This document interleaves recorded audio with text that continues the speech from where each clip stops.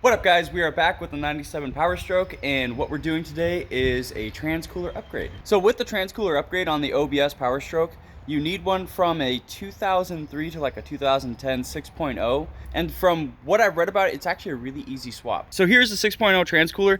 It's got 26 rows. I've heard that some of them have 31, but I think they really only come 26. You could just get aftermarket ones with more.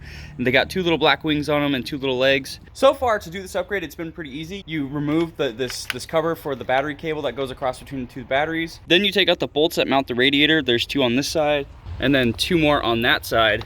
And that gives you enough room to push the radiator back and slip it right down there in front of it. And I guess the way it mounts is down there on the lower one. So here's the top one. Down there further is where the bolts go through for the black wings on each side. And once when it's all in there, you're gonna remove the lines from the original transmission cooler that's in here and then plumb it to the new one. And that should be it. I'm gonna get this grill out of the way and pop in the 6.0 cooler and see how the rest of this is going to go.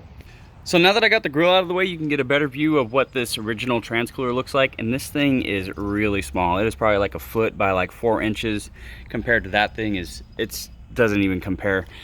So these are the lines. These lines are also 3/8 lines. You're either gonna need to get a reducer to go from 3/8 to 1/2 inch for both sides to fit on these, because these are 1/2 inch lines, or just do all new lines entirely. I already ordered a couple of fittings off of Amazon, so I'm just gonna go from 3/8 to 1/2 inch just to make this swap that much more easier. So these legs on the new cooler look like they're gonna be in the way. I'm just gonna cut these off and get them out of the way. Okay, so I got it in there, but I'm running into a little bit of a fitment issue. When I pull the radiator back to mount, it bumps into the transcooler. So what needs to happen is that these clips right here on the bottom need to be popped off and then reattached to the radiator so the bolt can go through this way. But you might also need to space it away from the radiator a little bit to kind of give it that clearance so it doesn't come in contact with the radiator. And from how it looks, there should be enough room on the condenser side too. So let's get that clip flipped and see how she looks.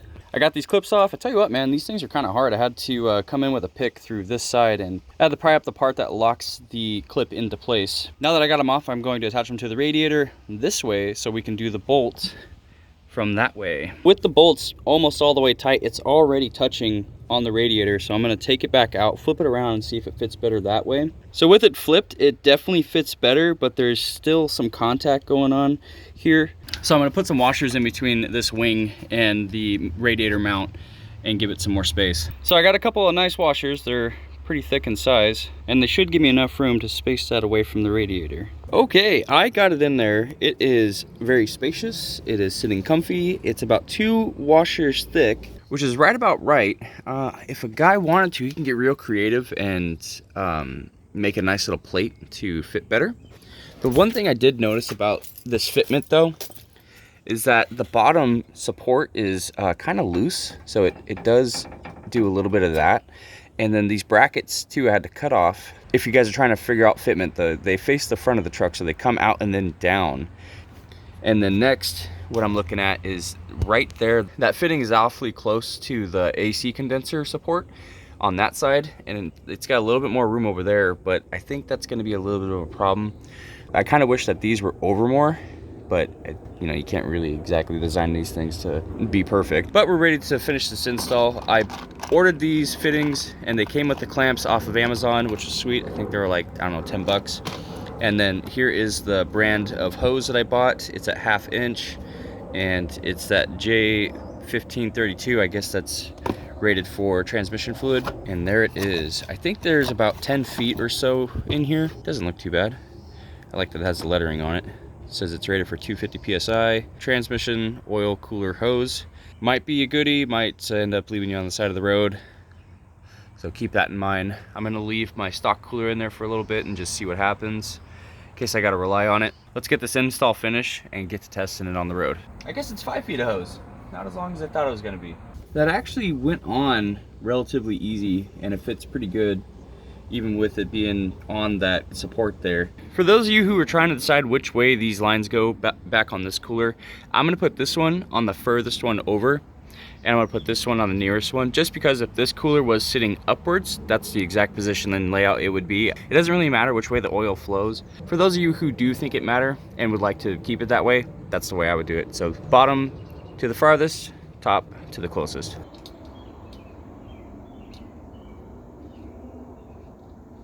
All right, I got it in there. Now I just have to secure everything nice and tight. For those of you wondering what the actual length is from the far one to here, I measured it out. It's about 30 inches. I would reserve about 3 feet for the farthest side. And then this side is probably also 3 feet in length, but it could probably be cut down to 2. If you get the same package that I got. This thing is about, I think this is about 4 to 5 feet long. So yeah, 3 feet that side, and then whatever is the rest on that side will be plenty. I got all my tranny lines hooked up, and here is how I have them secured. I got them zip tied there, running down this side. There's a hole in the back of the bumper that I zip tied it to. Got another zip tie there, another zip tie there. I cut it shorter on that side and used the insulation right there.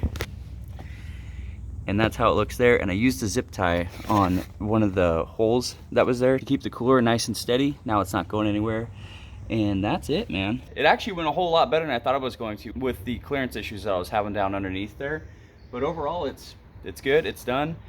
I'm gonna keep the stock tranny cooler on here and use it for a power steering cooler, in theory, if everything works and I can run the lines properly. I got a little bit of a long haul today. I'm gonna tie my boat up and let you guys know on how the temp's doing on that. All right, guys, I have been driving for about an hour at 70 miles an hour in overdrive, and the temp is right there at about 150 degrees, 145. Doing pretty good. I am also towing a boat. It is about 4,000 pounds or so altogether. Doing great, no problems. I would recommend this transcooler upgrade. I mean, everyone else does. It was quick, it was easy, and it was also 30 bucks. I found it on Marketplace for $30. The guy already pulled it for me. I didn't really have to do anything, so that was sweet.